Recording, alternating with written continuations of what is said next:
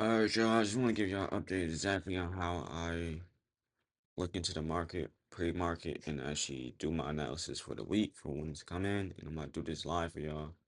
Just you see that's really not all capping and all the things you can go into. So for me, the main thing I do look at is SPY, and that is just the main stock I'm only trading in my own journey. Now we can clearly see SPY is clearly going down on the 5 minute. In that trend line I set up from the past, it did break it. So for me, if I'm looking on the long term to see how the new week gonna go, it's looking like I do have a new spot set up. So let's do this real quick, right? We're seeing where the market's at right now. Obviously, it did break the trend line I had set up. You know that already. And I might just bring this actually down a little bit further, actually,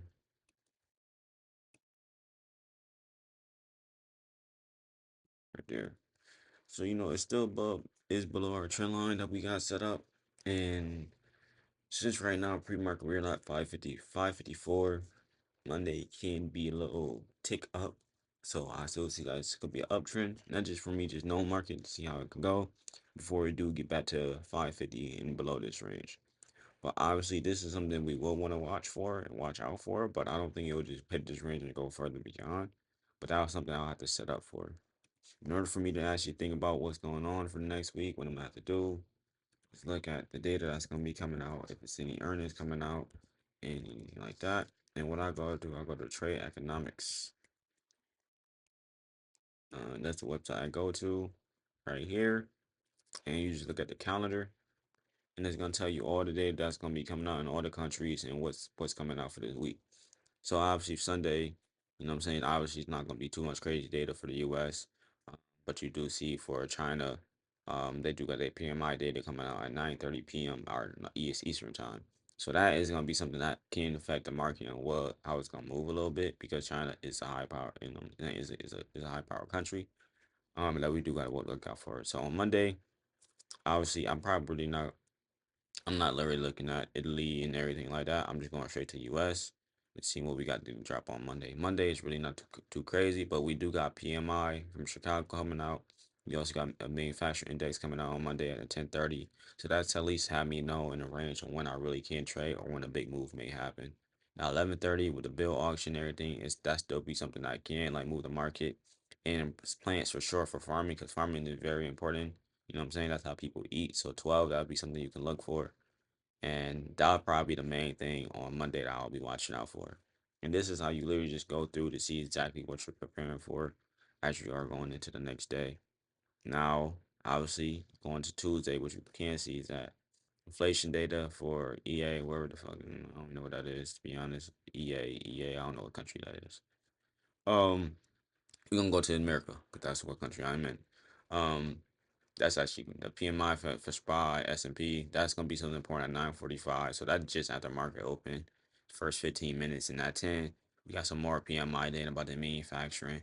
And then also at 10, we also got job openings. So Tuesday is gonna be very important to look at because it's a lot of data dropping at 10:30 a.m. So that will probably move the market in a direction that can bring it down lower or up because now we're going to be in an entire new quarter and if something bad happened after how this quarter went so far, who knows what can happen in the market on Wednesday. Let's see what we're going to look at. It's not as much talking about mortgages. See, ain't as much ADP employment change. That's good to know just about employment rates. And then we also do got crude oil, so that would be something that you do want to look out for.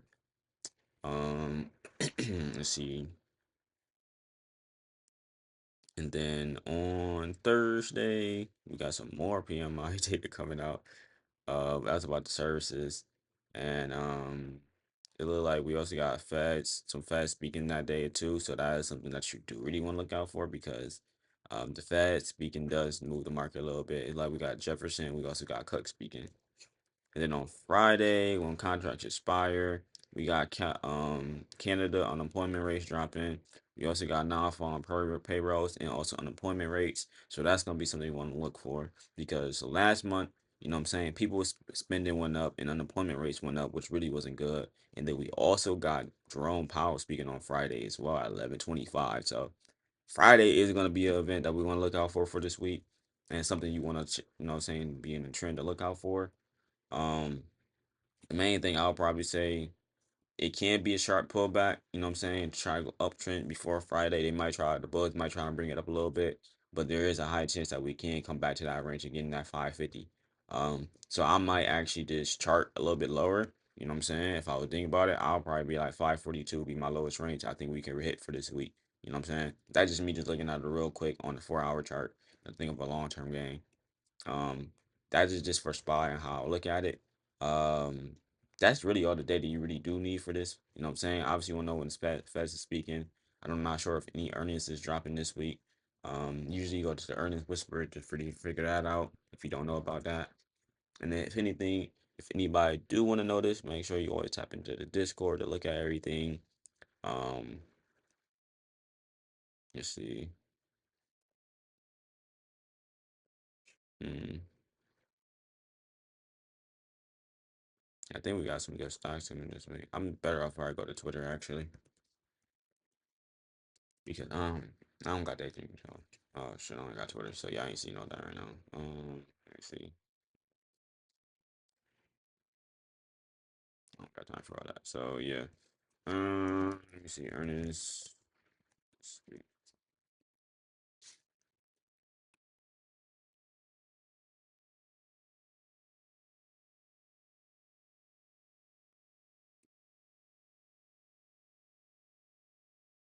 I want to see the high movers. I don't care about these other low people. That's the only thing. I don't think we got any crazy earnings though, but that'll be something you stay on top of too if you depend on the company you're trading. One thing I do want to say as well is look at Nvidia. Nvidia is at 109, so that is a great stock to buy. I'm sorry. Um, Walmart at 85. I also like Top T for a short ETF stock. AMD at 103. That's crazy. They really right near each other. Um, AMD low key coming to another buy point I used to have set. Um, and that's usually the main thing that I play. Uh, Obviously with Bitcoin at 83,000. I think I'm about to just re up and buy some more Bitcoin. Um, you know what I'm saying? Since it is still below the 200-day moving average, which is really good. If we ever get to that 77,000 range, I'm most definitely going to keep buying, but this is also a good range to buy. And that's how you gotta just keep playing it. Just take your time in the process. Look out for the data, and don't get burnt trying to gamble money because obviously the love of money is what is evil. Don't have money at the core of your life. And catch you on the next one. Peace.